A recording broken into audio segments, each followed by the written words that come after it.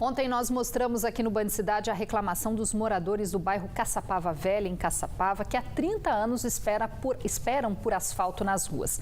Após a nossa reportagem, hoje a Secretaria de Obras e Serviços Municipais enviou máquinas e homens para o bairro para fazer uma operação tapa-buracos, como registrou um dos moradores, como vemos aí no vídeo.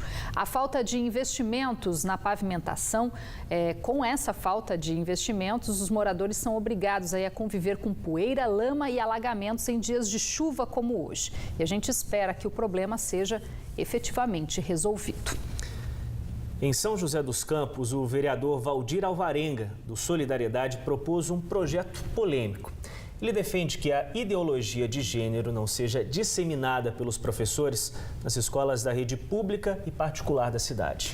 Integrantes do movimento LGBT são contra a medida e dizem que a lei, se aprovada, só vai aumentar o preconceito já sofrido em sala de aula por muitos alunos. O parlamentar, autor da proposta, argumenta que questões relacionadas à sexualidade não deveriam ser conversadas na escola. O debate sobre a chamada ideologia de gênero chegou à Câmara de São José dos Campos. O projeto de lei foi apresentado nesta quinta-feira pelo vereador Valdir Alvarenga, do Solidariedade, e veta a abordagem de conteúdos sobre sexualidade em sala de aula da rede pública e privada do município que possam induzir os alunos.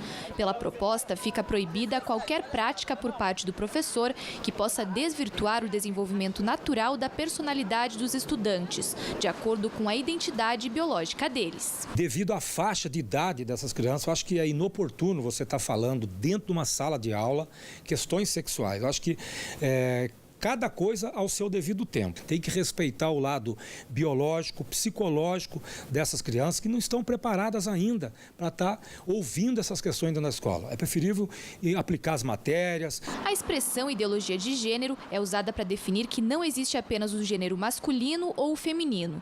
Independentemente se a pessoa nasceu homem ou mulher, ela pode se identificar com um ou outro sexo. Se aprovado, o projeto prevê que o professor não aborde o assunto, nem suas opiniões, preferências ideológicas, religiosas ou morais com alunos dos ensinos fundamental e médio. Isso eu não acho que vai amordaçar o professor. Pelo contrário, o professor sabe que ele não pode tocar no assunto, então ele não vai tocar no assunto. Agora, se uma mãe for lá conversar e ela for perguntar alguma coisa, aí é outra história. Mas a criança em si, dentro de uma sala de aula, nessa faixa de idade aqui, de 7, 8, 9 anos de idade, não pode ser tocado no assunto de sexualidade. A proposta é alvo de muitas críticas por membros do movimento LGBT, como Murilo. O jornalista é contra essa imposição sobre sexualidade. O professor não tem como ele influenciar alguém a ser LGBT. Não existe nenhum estudo científico que prove isso. Muito pelo contrário. Todos os estudos mostram que qualquer tentativa de impedir com que a pessoa seja LGBT só traz traumas e problemas ao desenvolvimento da pessoa. Grupos da cidade ligados ao LGBT também consideram a proposta preconceituosa. Porque é um projeto que exclui ainda mais a população LGBT que existe nas escolas e também promove ainda mais a violência, que já é muito grande no nosso país. Se você for em qualquer escola hoje do nosso município de São José dos Campos, você vai se deparar no mínimo com 2 casos de violência contra crianças e adolescentes LGBT. Na nossa opinião, essa é de fato a preocupação que o poder público tem que ter. O projeto ainda será analisado pelas comissões de Educação e Justiça da Câmara. E se tiver parecer favorável das duas, vai ser encaminhado para votação em plenário. A expectativa é que isso aconteça já no fim deste mês.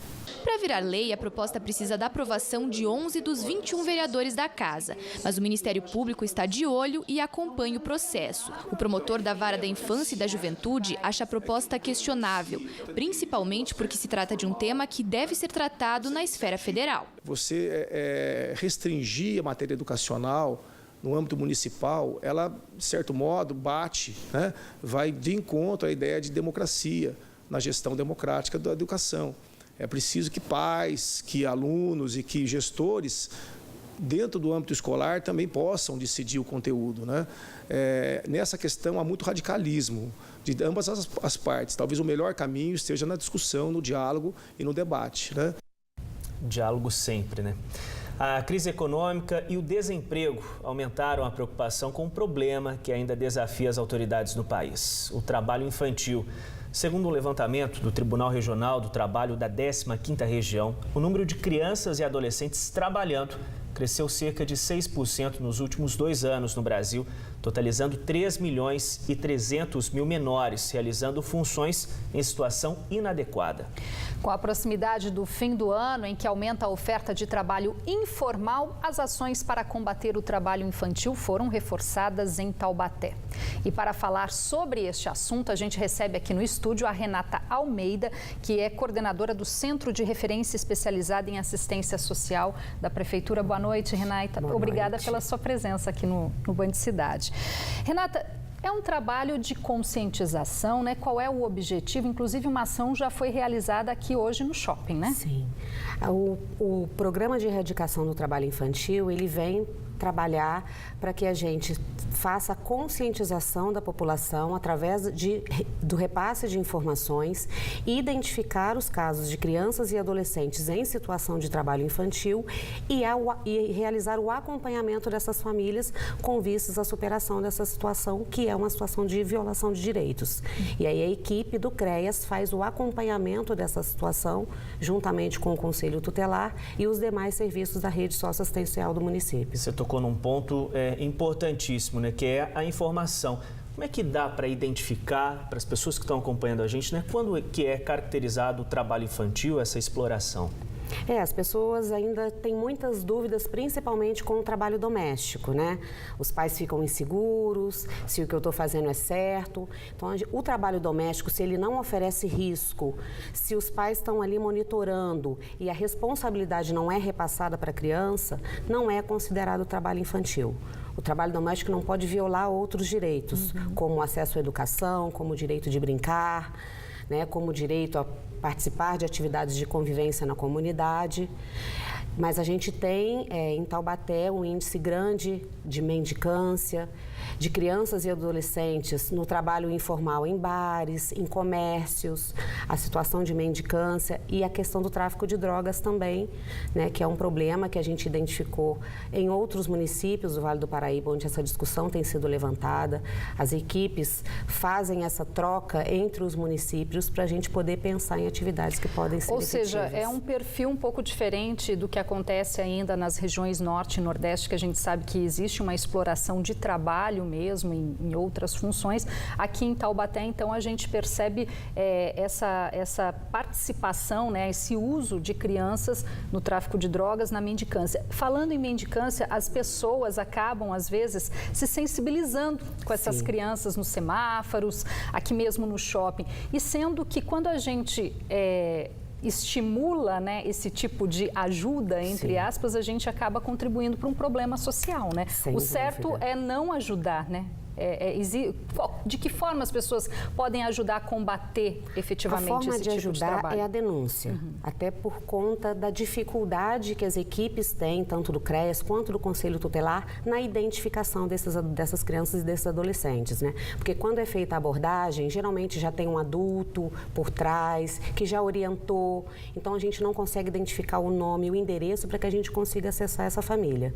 Então, o melhor meio de combate é a denúncia, que pode ser feita através do telefone do Conselho Tutelar, que é o 99223-6061, ou no Disque 100, que é um canal, né, ligado ao governo federal e que as denúncias são repassadas, mas que precisam ter informações precisas para que a gente consiga inserir essa família e essa criança e adolescente nos serviços de proteção social. E na escola também, né? E na escola.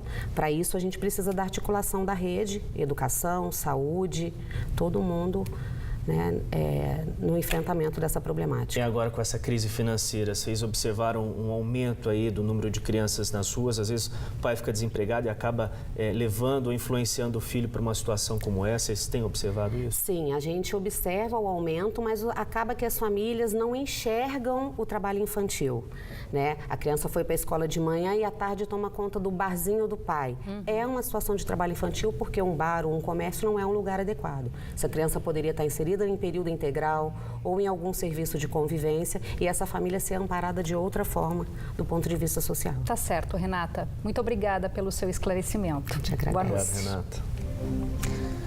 Vamos lá, depois do intervalo, o Hospital de Clínica Sul, em São José dos Campos, abre processo seletivo para contratar 250 pessoas para as áreas administrativa, de saúde e também de limpeza.